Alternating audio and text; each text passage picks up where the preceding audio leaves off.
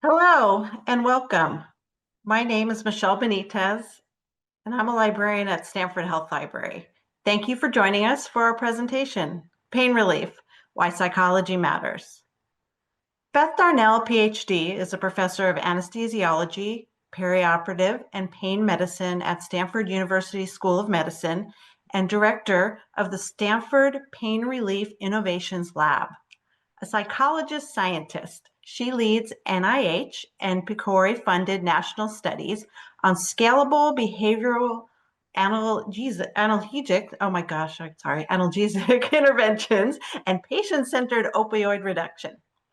Throughout the talk, you see below the Q&A box, please enter your questions there. And at the end of the talk, if Dr. Darnall has time, she will get through all of those. I'm going to turn it over to you now, Dr. Darnall. Thank you for being with us. Great. Thank you so much, Michelle. And thank you all for being here. And thank you for the invitation for me to share some of my work on this topic that is relevant to each and every one of us as humans.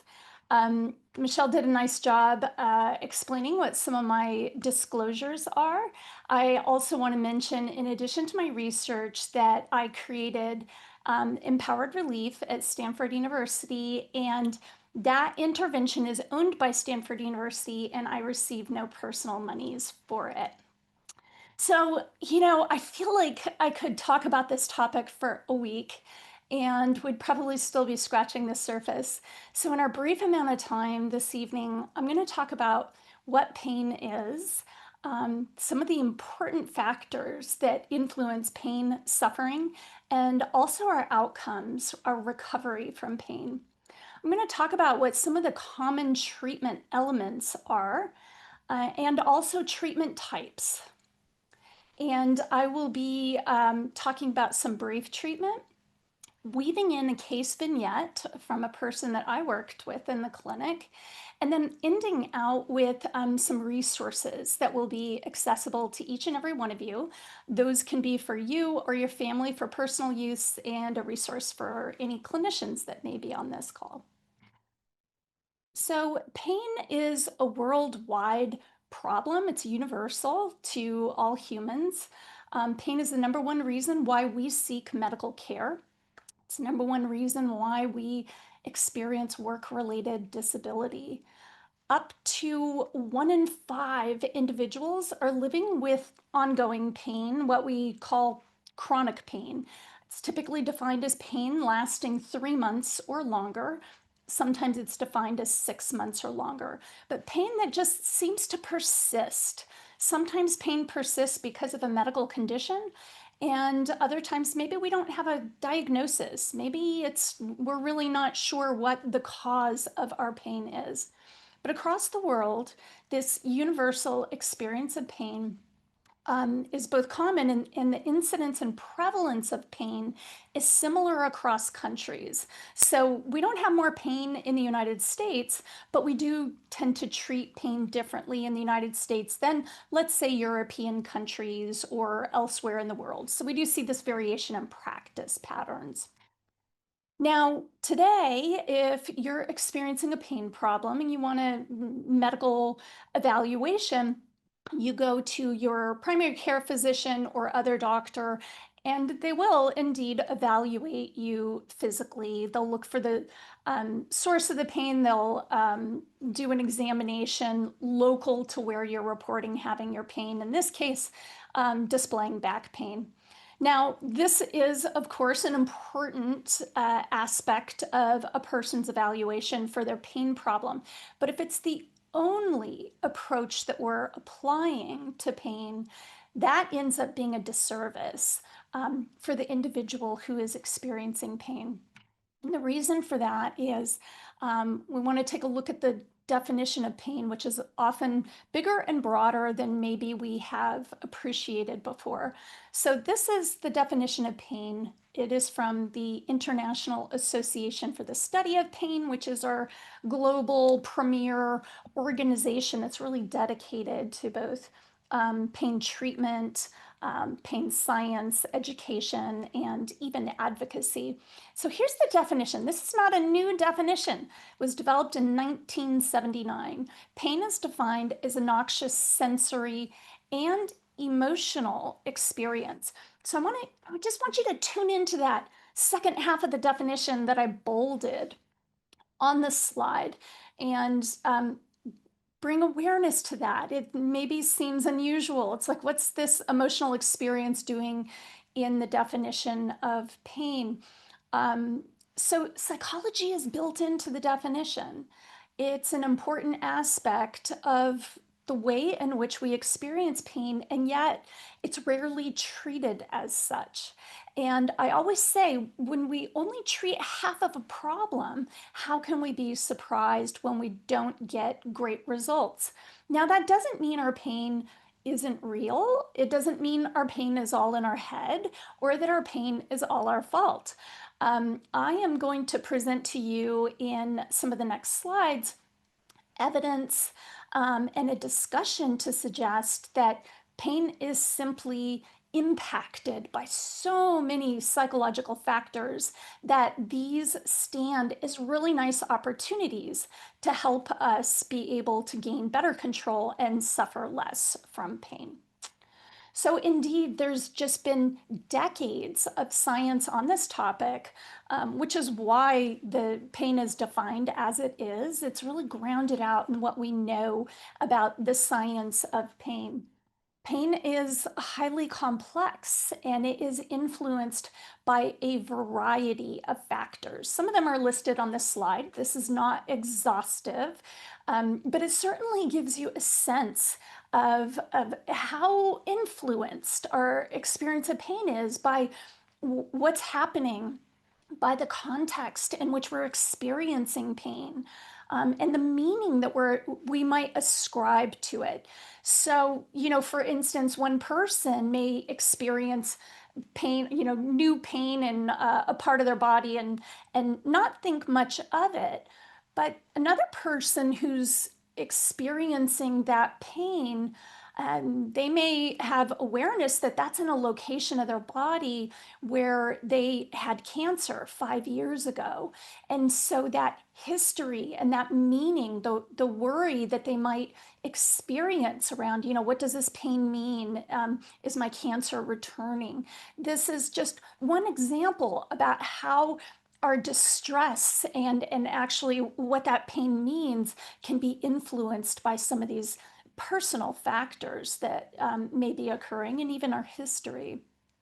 Pain is influenced by our thoughts, by our emotions, by our affect and our mood, by the amount of attention that we give the pain, and also a variety of social factors. So this has been, there's just a robust literature across multiple studies that really reveals sort of the malleability of pain. Now, that's not to say that if you address some of these factors, that it's going to eliminate a medical condition that may be the source of the pain. But it does give us a window of insight to begin to understand that we can apply this information to gain a critical degree of control over our pain experience. And that's so, so crucial to be able to gain every bit of relief that might be available to us. Now, one of the ways that we study pain is we bring people into the laboratory and we do pain experiments. We actually evoke pain.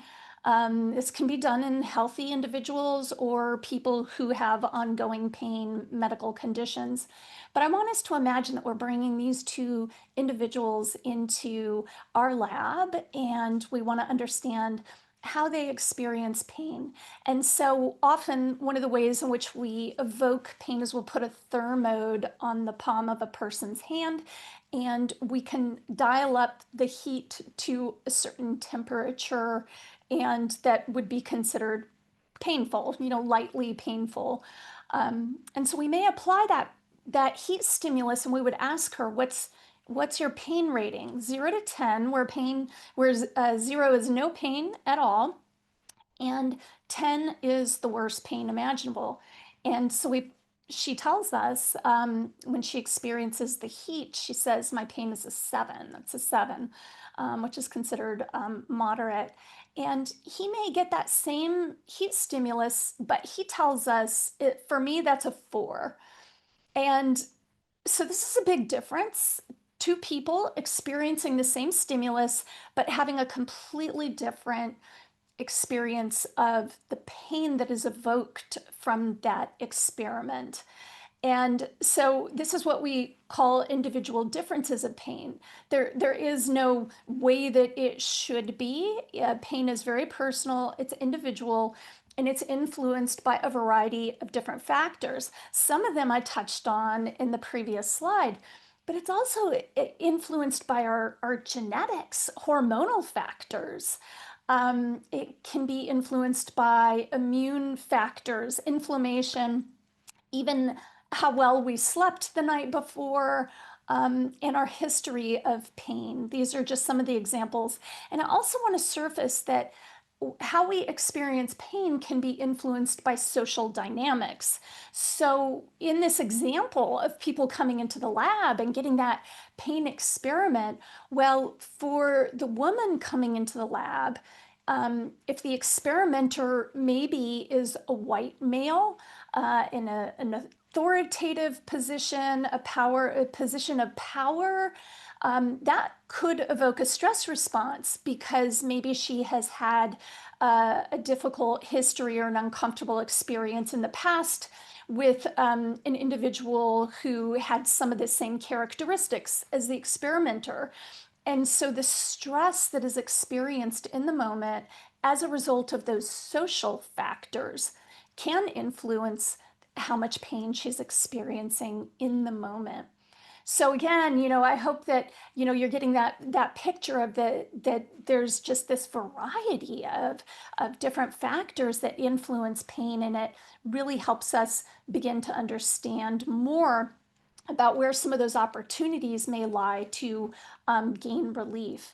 Now, it is true that pain is a brain-based phenomenon. It's a product of the central nervous system. And this is true no matter where you feel pain in your body. And this is true no matter your medical diagnosis. You may have one medical diagnosis, you may have 5 different diagnoses, or none.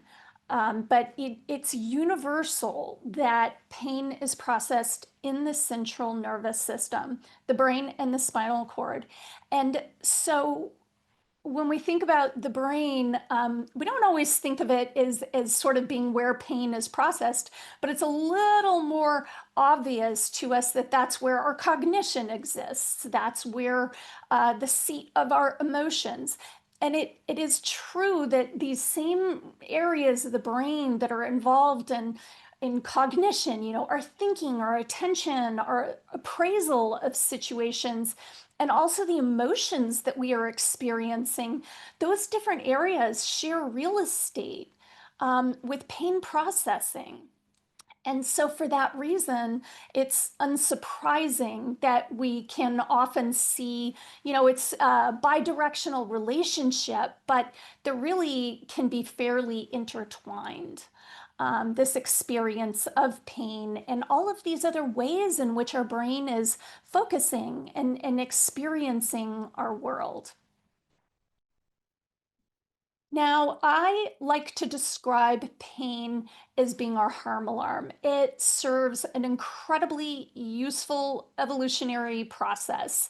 It is there to get our attention, to alert us that there is danger or harm in our environment, a threat, something that we need to escape in order to protect ourselves and to ensure both our safety and our survival. So it's incredibly useful and powerful. If I place my hand on a hot stove, I don't even have to think about what I'm going to do. This is not a cognitive process. It is hardwired and it is automatic. Pain immediately elicits escape responses. So I'm going to withdraw my hand before I even feel pain or really kind of process what happened. It's automatic. And so this is both important for our survival, and it's, one of the reasons why we're able to keep ourselves safe. There are people who have a rare genetic condition, they don't feel pain, and they tend to die very young because they don't get that feedback from their environment about what's safe and what's not safe to do. So they can bite their tongue off, they can break multiple bones and not even be aware of it. So pain is very useful. It serves a protective function, and we respond to pain in very predictable, hardwired ways that are intended, and the purpose is to help protect us and keep us safe. And this all works very well when I'm placing my hand on a hot stove or in many other cases in our environment. But once we have a medical condition, once we have a diagnosis or some kind of problem that is ongoing, pain becomes less and less helpful, and it can really move into that territory of being completely unhelpful, that the signals aren't necessarily serving a purpose. Our brain is continually attuned to the pain and wanting to escape it, but we don't have a way to escape that pain. It's not logical, and it's not something we can act on. And for that reason, it's unsurprising that if we have ongoing pain, we can often experience anxiety or depression because our body naturally wants to escape pain, and we don't have a clear way for how to do that. So that can be very confusing and also distressing. So this is sort of the paradox of pain's protective function, is that, it's intended to help us survive, but, we're tensing our muscles when we experience pain. That happens automatically. We're bracing to help protect ourselves. But over time, those tense muscles leave us in this hyperprotective state that keeps mind very attuned to pain. It's both stressful, it's unhelpful, it's uncomfortable over time. So again, very unhelpful. Pain grabs our attention, of course, and again, keeps our mind very attuned to the pain and what's happening. We can become vigilant. We're kind of scanning for pain a lot, for looking for ways to take action to help ourselves, but it's not necessarily readily apparent what that action might be. Pain naturally disrupts our sleep. Next week, if you tune in next week, you'll hear a great lecture on the role of sleep in pain. And that's a really important area for us to become aware of, and how to favorably impact. But I just want to mention here that can be something that really deteriorates as a consequence of pain, and that can feed back into some of these pain cycles. One of the things that pain does ongoingly is it tells us to stop moving. If we feel pain, we kind of pause, and it's like you don't want to make it worse, you don't want to provoke it. And so we naturally may start doing less and less. And over time, if we're doing less and less, we can become deconditioned, create different weaknesses in the body. Our mood can deteriorate because we're not as active. And all of these things can actually generate more pain over time. So what I want you to see is that the way that pain impacts us is it naturally drives us to do certain things that ultimately work against us. And this isn't necessarily intuitive. We're not born with the information of how to best manage pain. And this is kind of the role of pain psychology and working with a professional who can help disentangle some of these various pieces that unwittingly is contributing to some of the pain continuing or worsening.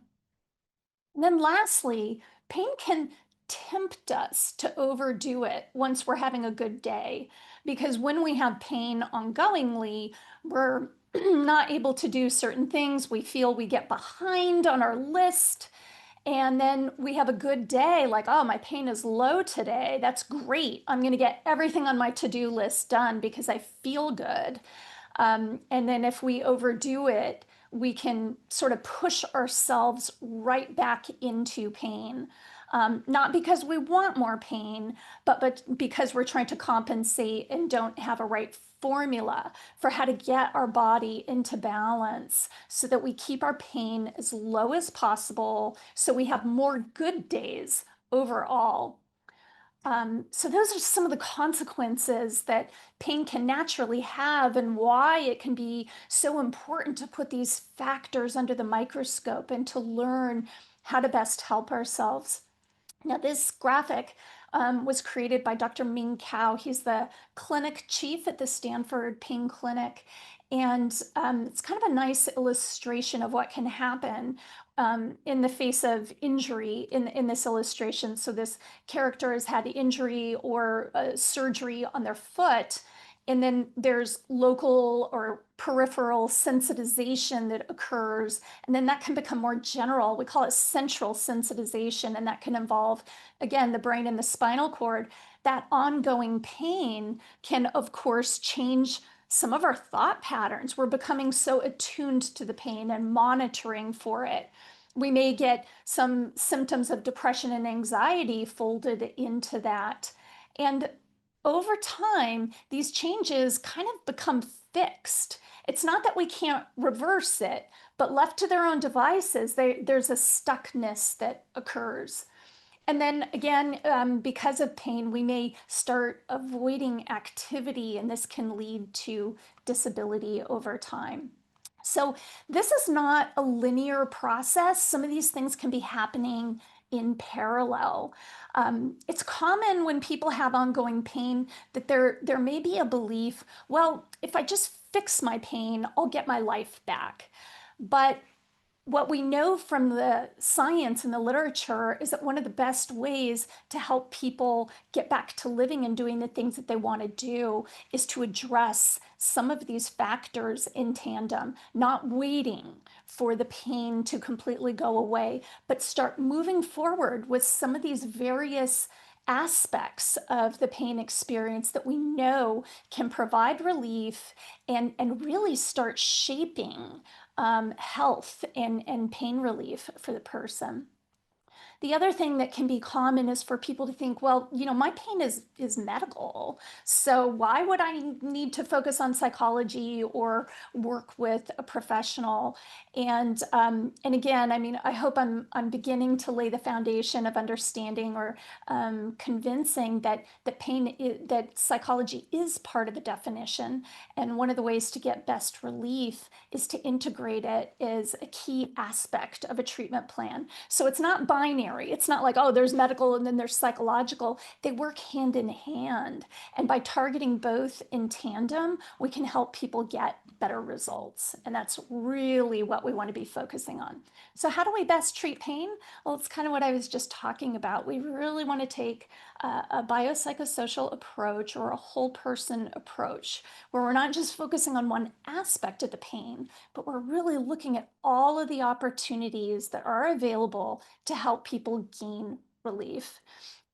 So this can include, the psychological piece, these various treatments. These involve fundamentally elements of pain education. People learn self-regulatory skills to be able to counteract the way that pain naturally triggers mind and body into this protective state. And so we can help people sort of reverse some of those automatic patterns that arise just as a consequence of having ongoing pain. So, with a whole person approach, we want to treat the full definition of pain.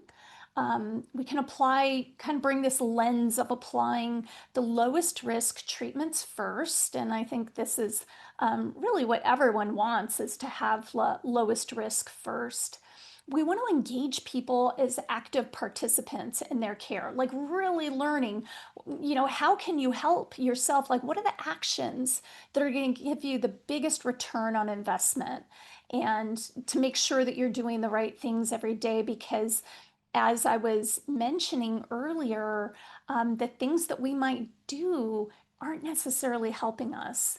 Our mind and body are automatically going to be moving in a direction of certain actions and behaviors that aren't necessarily helping us. So we want to be sure we're making the right choices. Equipping people with actionable pain relief skills. So that's where the education comes in, giving people the right formula so they can start steering neurobiology towards relief.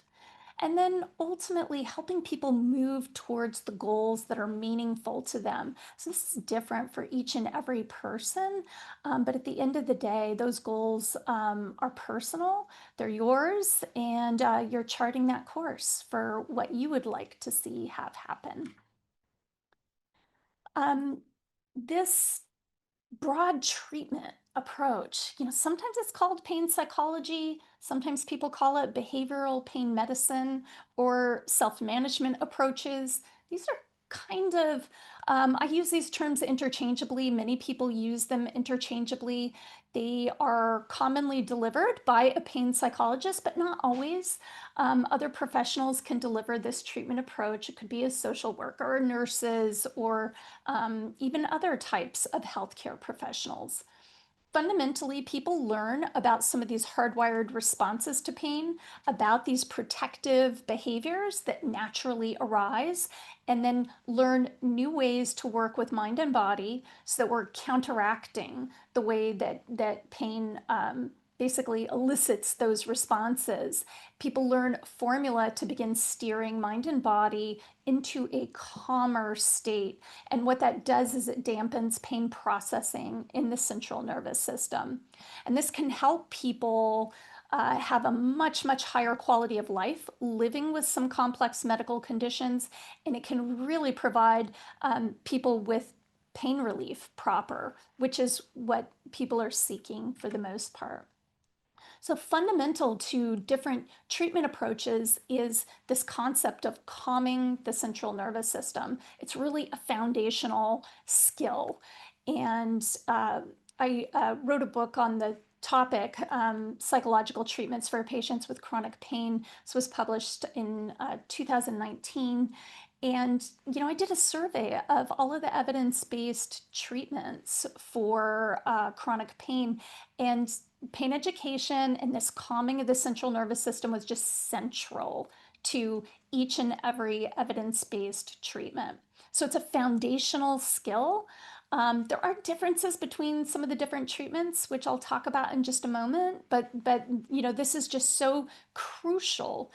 This understanding of how pain automatically impacts mind and body, shapes it in unhelpful ways, can help create unhelpful patterns that actually amplify pain, but learning to apply skills that reverse these patterns and instead put the person in the driver's seat so they have more control over their pain.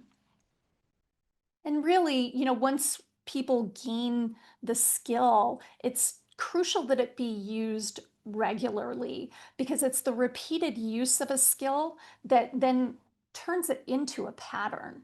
And when we have a pattern, something becomes sort of automatic, then we don't have to think about it so much. It's kind of hardwired into our system.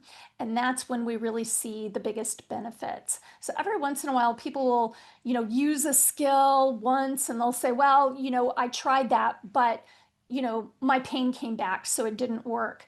It's important to know that that's not how these skills work. They work over a series of weeks and months. And over time, then they become new patterns that are associated with relief. So I just want to give a quick vignette here. This is Laura, not her real name, not her real image, but she is someone that I worked with in the pain clinic. And I just want to give you a sense of what people are experiencing and what treatment might look like. So Laura's 40 years old and she's married and she has two children. And I saw her in the pain clinic and she wasn't able to work. She had pain in a lot of different places on her body. 34 different sites. People complete a pain map and they indicate where they experience pain. So she had pain all over. She also had diagnosis for migraine, neck pain, and foot pain. And when she arrived in the clinic, she was in a wheelchair. And so she and I worked together over a series of weeks and months. And when I first met her, she was in a lot of distress. Pain had taken a lot away from her, a lot of aspects of her life. She was experiencing depression, anxiety. She had some marital discord, and because she wasn't able to work, there was like losses for her. She'd lost an important part of her identity, and so that was stressful for her as well. There was some grief there. She wanted to be able to be more active, have less distress, and she wanted to get back to work. So, this is what treatment looked like with Laura. And we worked together on a weekly basis, again, over several months. And so she began using this central nervous system calming through the relaxation response. She began using that several times per day. She and I practiced it in the clinic, and then I gave her a tool that she could use at home. And so she could practice this over and over and give herself a dose of calming medicine regularly. She began getting control over her nervous system and how it was reacting to pain. Her anxiety lessened, so then we could begin focusing on other issues. And one of the big pieces for her was being able to set some boundaries with her family members so that she wasn't overdoing it and pushing herself into pain cycles. She began to understand that she had more control over her pain than she thought, and she could actually prevent some of her pain flares. So within a couple of months, she was reducing her use of the wheelchair and really began to get more active. So the reason why I like Laura's story, when it was fantastic to see her gain this, to have this much progress and to see her gaining control. But I think it provides an illustration of what's possible when we begin targeting these different areas. One of the things that was important about Laura was that she started focusing on what she could do to help herself. And that moved her away from a distressing place that she was in that was very helpless. And this is a common experience that people have, this feelings of helplessness about pain. But when it becomes a pattern, it's important for us to address it because it is known to amplify the pain experience. So I just want to show a quick video here. On the left-hand side of the slide, you're going to show what happens in the brain when a person is focusing on pain and the worst aspects of it. And then you're going to see what happens in the brain when they apply some pain relief skills. So let's see if we can show the video. There we go. So you'll see this increasing or growing of pain in the brain when a person is focusing on it, but they can apply skills and dampen pain processing. And that we see that correlates when people report having less pain. Now, nobody wants more pain. Everyone's born with a motivation to escape pain, but this isn't something we're born knowing how to accomplish. This is really where we have to work with someone, either one-on-one or in groups, to learn the information and the skills. And this has been called for at a federal level for many years, more than 15 years. There's been calls to better integrate these types of approaches into pain care pathways broadly and nationally. And so there has been more awareness about this approach and the importance of it to apply these lower risk treatments early on. And these are some of the treatments that are evidence-based and can be accessed to learn information and skills so that you can have better control, better regulation over some of these processes in the central nervous system. So cognitive behavioral therapy, mindfulness-based stress reduction, acceptance and commitment therapy, which is a variation of cognitive behavioral therapy, emotional awareness and expression therapy, dialectical behavioral therapy, which is also a kind of cognitive and behavioral therapy, and empowered relief, which I will touch on. Now, most of these involve multiple sessions and either working with a clinician independently or in a group setting. I just want to touch on one of the treatments, which is cognitive behavioral therapy, because it's best studied. It has the most evidence behind it. It's got 40 years of science behind it. And this is what's covered in typical cognitive behavioral therapy. I just wanted to see these are the topics and also the skills. People learn about pain in the brain, mood in pain, sleep in pain. There's goal setting, there's action plans. So it's not just learning the information, it's putting it into action that makes a difference. And then people learn various skills to work with mind and body, to work with thoughts, to work with emotions, and to help cultivate both thoughts and emotions that confer relief. And there's been research showing that when people undergo cognitive behavioral therapy, it changes the structure and the functioning of the brain. And we can see this in fMRI research, where people's brains are scanned before CBT and then they scan their brains afterwards. And so we can see that there are volumetric increases in the regions of the brain associated with pain control 11 weeks at the end of treatment, 11 weeks later. And that those brain changes correlate with people reporting having less pain and with people having better control over how their mind is focusing around pain. So being able to redirect the mind so that it's not just ruminating on pain. There have been expert consensus panels that have called for pain education and pain CBT to be put forward as first line treatments. So, right off the bat, people should have access to this because it is the lowest risk treatment. And for many people, it can be very beneficial. But we see that continually people don't have easy access to these treatments. We studied this in 2016, and many people can't attend 8 sessions or 16 hours of treatment. There's costs. Maybe insurance doesn't cover it for some people. And another big reason is that there's not enough trained therapists to fit the need of everyone who is wanting this type of a treatment approach.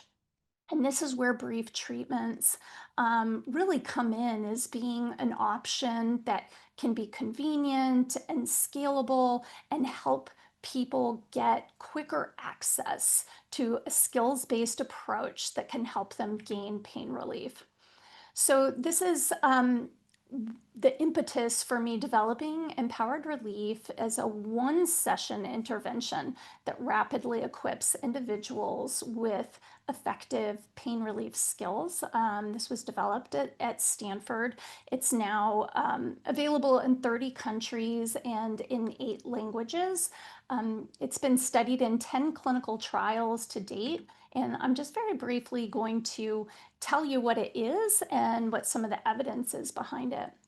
So, during this 2-hour class, people learn about pain. They learn 3 key skills to calm the central nervous system, to dampen pain processing, and to learn to interrupt some of those unhelpful patterns that may naturally arise as a consequence of pain.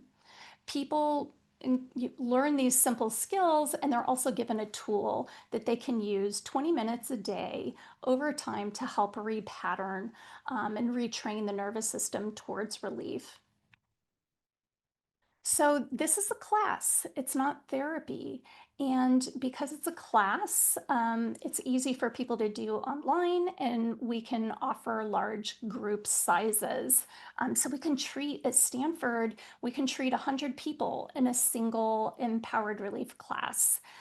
People get a free binaural app that comes with it. They complete a personalized plan, and they get a roadmap for how to apply these skills. So we've completed several trials. I'm just going to quickly give you some evidence on what we found. This was an NIH-funded trial in people with chronic low back pain, and we enrolled 263 individuals, and we randomized them to one of these three groups you see here. And we wanted to know, could this one-time class be as effective as 8 sessions of the gold standard treatment, cognitive behavioral therapy, 3 months after the classes were received?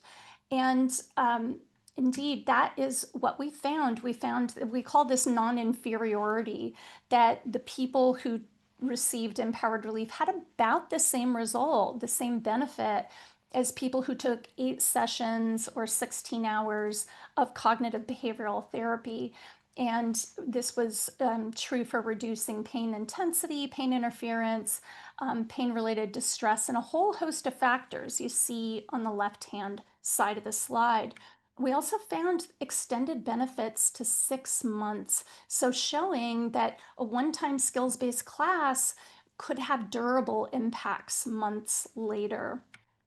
We've been studying whether this intervention can be delivered by nurses. And so we conducted a national study where nurses delivered empowered relief. And we saw the same pattern of multidimensional benefits 2 months after the class was received compared to a control group. That was their primary endpoint.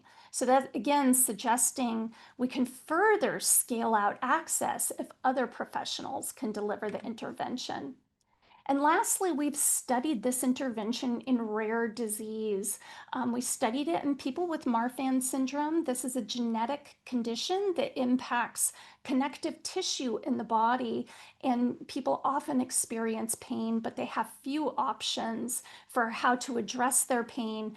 And there were no pain studies conducted in this patient population, but we did the first, and we showed that people who got empowered relief reported significant reduction across a whole range of outcomes 3 months later, suggesting that we have a scalable model to help people who are underserved.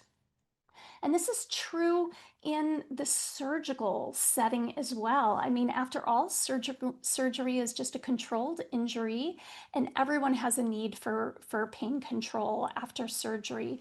Well, we studied this same skills-based approach in 2 different populations undergoing surgery at Stanford University, and we found that people could receive this intervention on an iPad in the hospital, and that it helped women undergoing breast cancer surgery need less pain medication, less opioid medication after their surgery.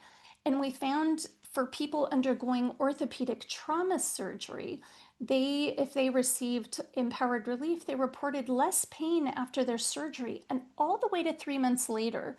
So this can help us understand that a psychological intervention can help individuals have a better result from the medical treatments, the medical interventions that they may undergo, that you can literally shape yourself to have a better recovery from surgery if we integrate in these approaches.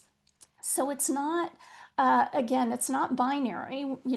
It's not, oh, either you have surgery or you do this. We want that integrated approach, integrating psychology and these approaches into the medical setting so that we can help people get better outcomes from whatever approaches their doctor's going to want to try. So across the continuum of care, we see that these types of approaches can help people understand that recovery isn't a passive process. What you do matters. And on a daily basis, you can help shape your recovery and shape your nervous system towards relief. So we can actually help people accelerate their own recovery. And that especially in a surgical environment, we need to provide treatments in an accessible and a convenient format so that patients can receive them quickly and also easily. And, I wanted to talk about one other study that I think is just so cool about pain psychology, but I'm also mindful of the time. And so I might just pause here and Michelle ask you, should we just go to questions now? Should I pause? Because otherwise I would probably give about another 5 minutes of content. I think it's okay for you to do the next 5 minutes of content. I mean, we have a good Okay. number of thoughtful questions, but I'm sure everybody would love to hear what else you wanted to say. Okay, terrific. Well, so I was just wrapping up on the role of psychology in some of our surgical recovery, and I want to talk about one last concept that's really crucially relevant to pain relief, and that is our expectations. So, our expectations, if we believe that a treatment is going to help us, it's going to reduce our pain, it's much more likely to do so. So, we call this placebo, the placebo effect. And it's funny because some people think placebo means fake treatment or sugar pill, but that's not actually what placebo is. Placebo is all of the non-specific factors around the treatment itself. And so an example of that is like the white coat of a doctor. If that creates a perception that this person knows what they're talking about, and you believe them, that's part of placebo. It's the shaping of our expectations. So if we think a treatment's going to help us, it's much more likely to. Now, on the flip side, if we think that something is going to worsen our pain, it's much more likely to worsen our pain. And we call that nocebo. And there's a lot of science between both of these two things. And so it's important to bring awareness to that. And I want to illustrate the power of placebo and nocebo and our expectations by describing for you this one study that was done out of the UK. This study was conducted by Irene Tracy and colleagues, and they wanted to know how our expectations, people's expectations, might influence opioid analgesia. And so what they did to in this study was they brought people into their lab, and everyone who came into the lab. Let me just say, this was an experiment that they did in healthy individuals. So they bring a group of healthy people into the lab, and everyone in this study got two things. They got that heat thermode on the palm of their hand because that's how they were going to elicit or evoke pain. So they're giving people heat pain. They also got something else. Everybody got an IV placed. And in that IV, they administered remifentanil, which is an opioid medication, powerful opioid medication. So everyone got heat pain and remifentanil, but there was deception in the study. So I want you to see on this slide, people went through three different conditions. Everybody went through all three conditions. In condition one, they told people the truth and they said, okay, you're getting your heat pain, but you're also going to get this painkiller medication in your IV, so you're going to stay comfortable. And the second condition, they said, well, you're going to get the heat pain and we're just going to give you salt water in your IV. So you're going to feel the pain, but it's going to be okay. Third condition, they said, okay, you're going to get the heat pain and we're going to give you a medication in your IV that's going to worsen your pain. You won't be hurt, but we want you to be prepared that you're going to feel more pain. So observe that the only thing they're manipulating is people's expectations for what they would experience because they're getting the same thing in all three conditions. And here's what they found. They found that when people had their expectations aligned, when they believed and knew that they were getting the opioid medication in condition one, the analgesic benefit of the remifentanil was doubled relative to when people believed that they were only getting salt water. And when people believed that they were getting this medication that was going to worsen their pain, it completely abolished the analgesic benefit of the opioid medication they were getting in their IV. So, very powerful illustration of the power of our mind and our expectations to influence pain, the pain that we feel, but to also influence how well our treatments work. So it just completely altered the efficacy of the medication based on the beliefs and how their mind was attuned. So food for thought. We're more powerful than we think, and we can use this information to our advantage. I encourage you to. Also, in this study, this is an open access study, by the way, if anyone's interested in reading it. But they basically showed that people's reports of pain corresponded with whether whether they believed they were getting the medication or not. And there was also neuroimaging in this study, which was especially cool. And they were able to show that when people believed that they were going to experience more pain, they could actually image amplification of pain happening in the brain based on what they believed, not based on what was actually happening. So what you believe is incredibly powerful. So I just want to say in summary, we've talked about a lot. Psychology is built into the definition of pain. Pain is personal and it is individual. Pain is naturally distressing, or it's naturally something that we want to escape, to get away from.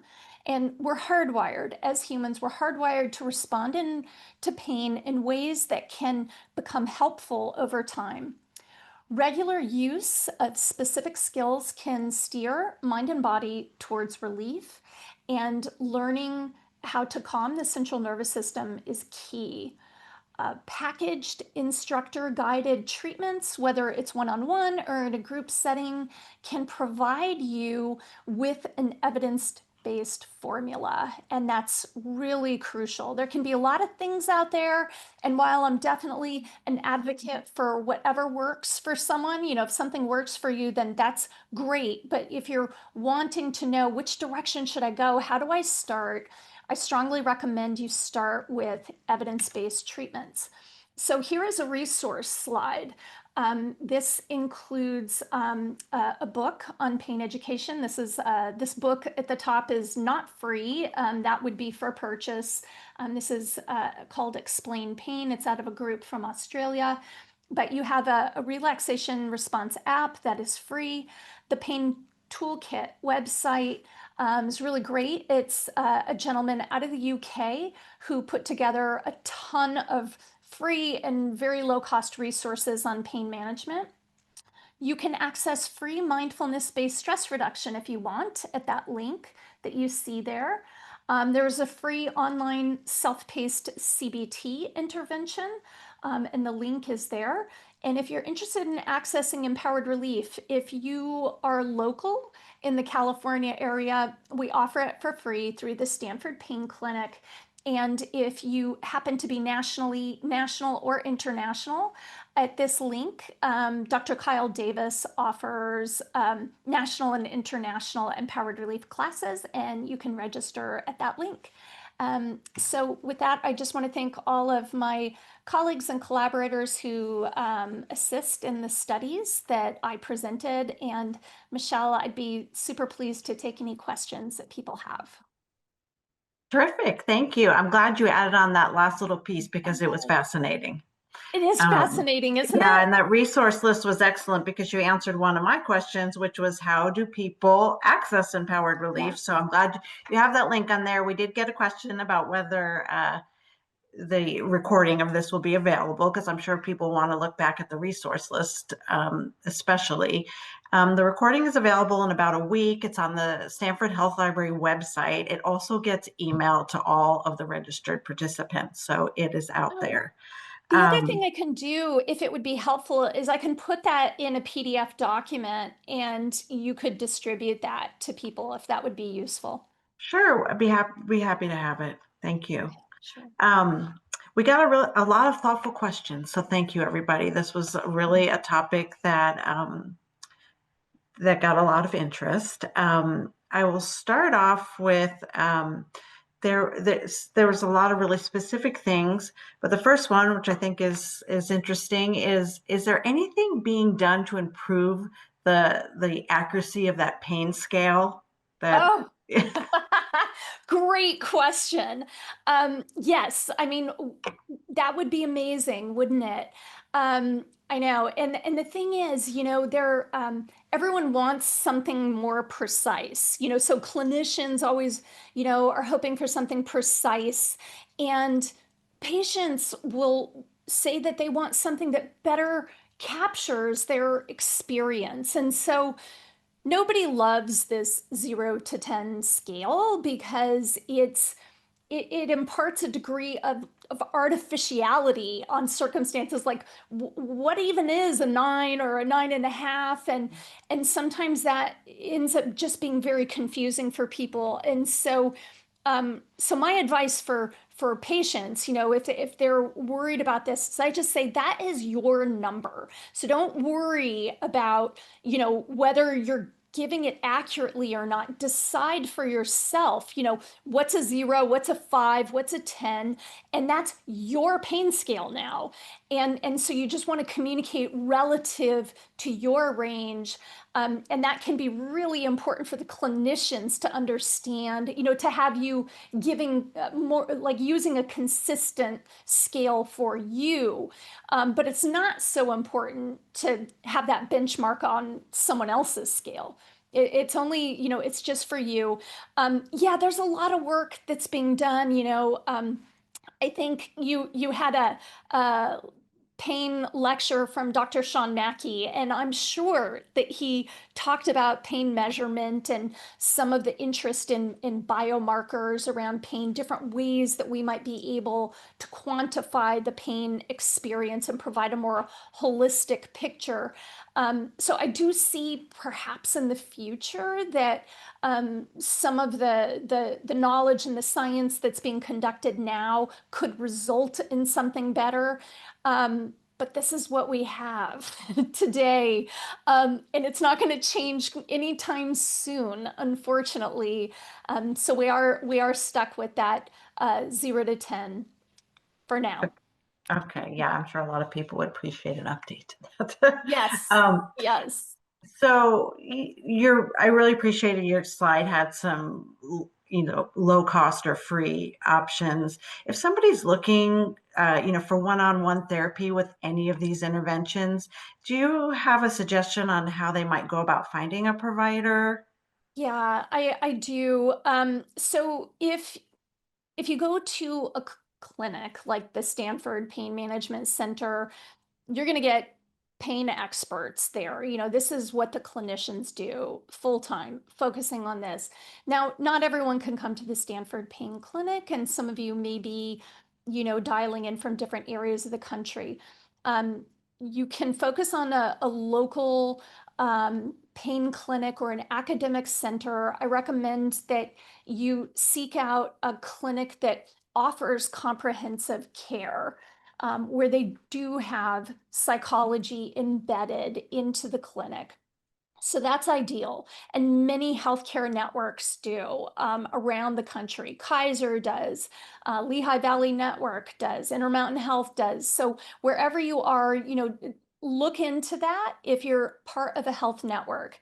You can also look outside of your health network, and there are clinicians, let's say on Psychology Today, who list their areas of expertise.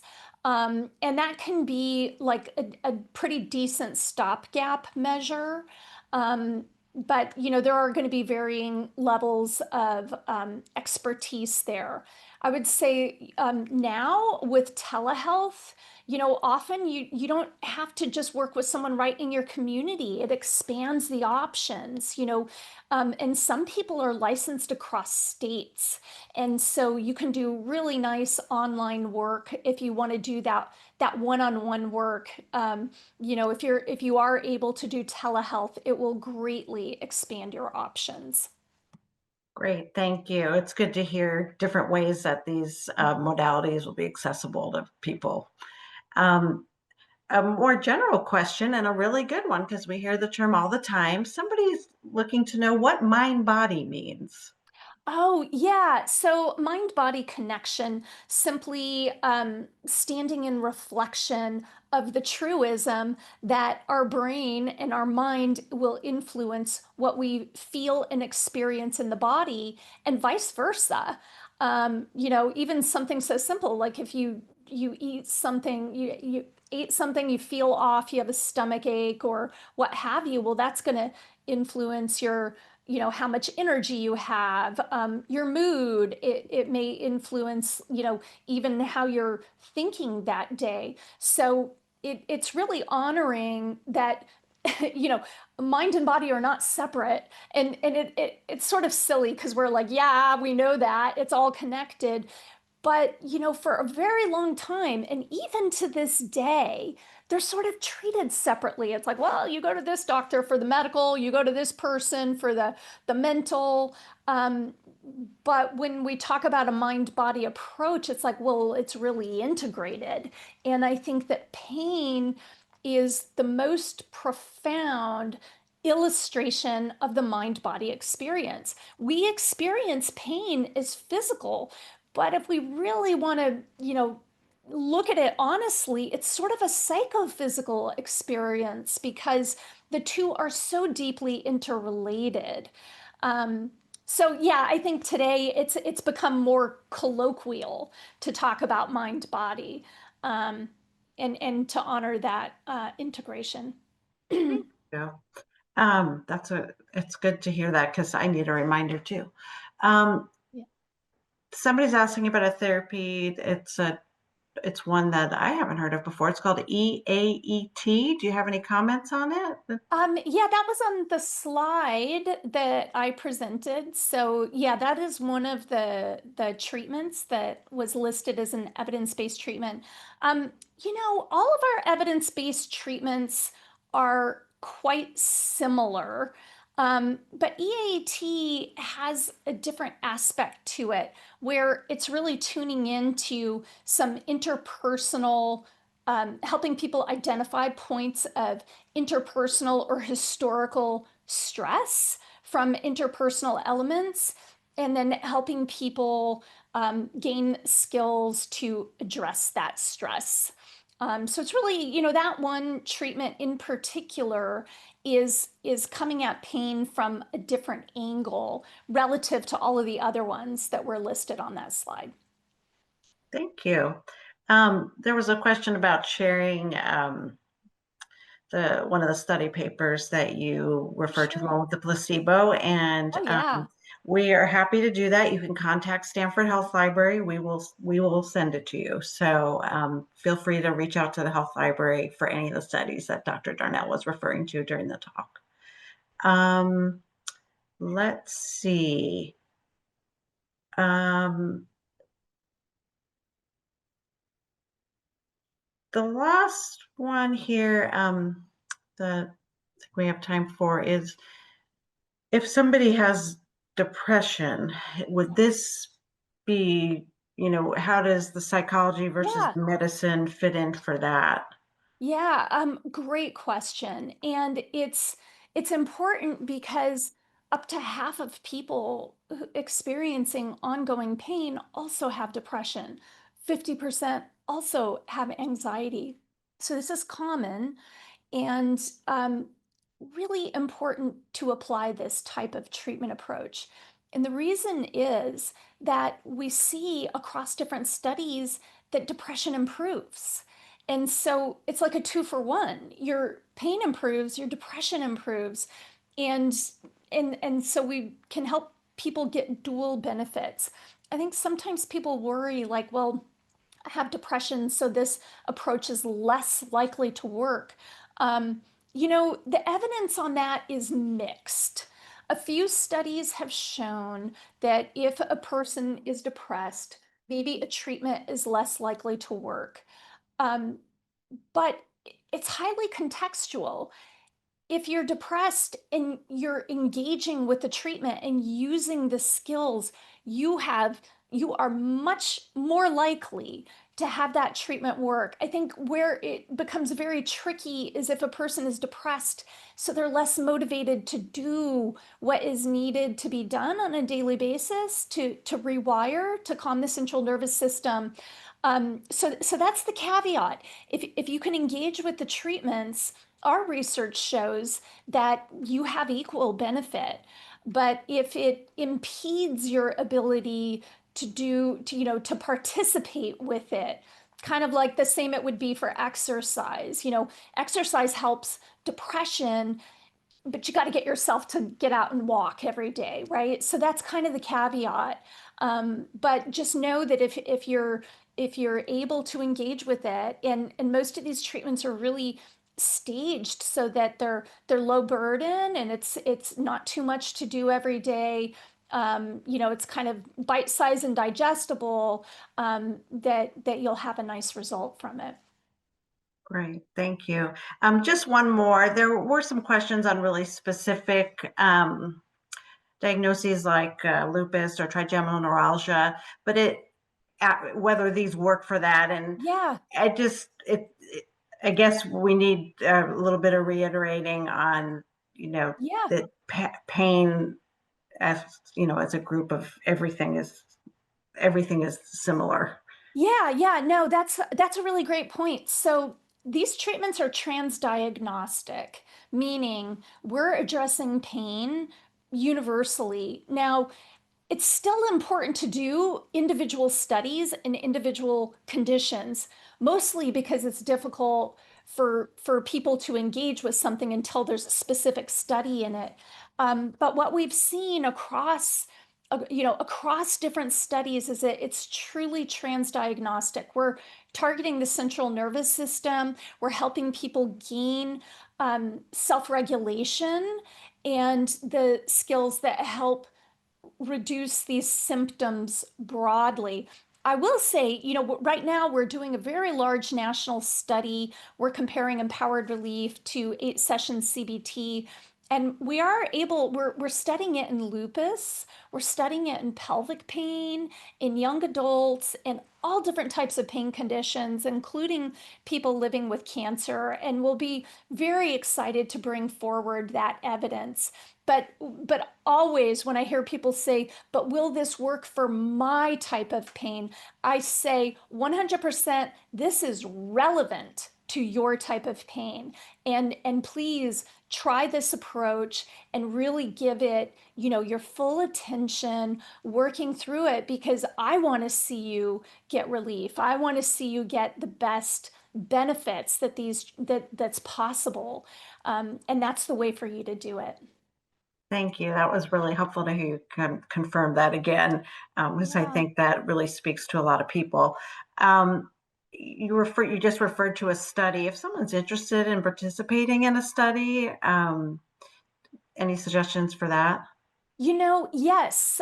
So we have a lot of different studies going on, and what I can also do, if helpful, is I can put a link, like, because I know you're going to send out the resources to people, and I can also put in there a link where you can join a list serve.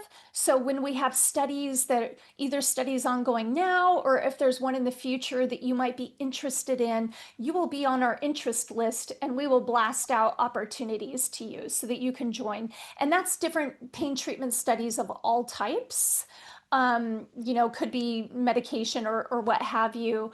But I personally conduct national studies of online treatment, so you can be living anywhere in the United States and participate. Great, thanks. That would be helpful for all of us to have. So thanks for offering Yeah, that up.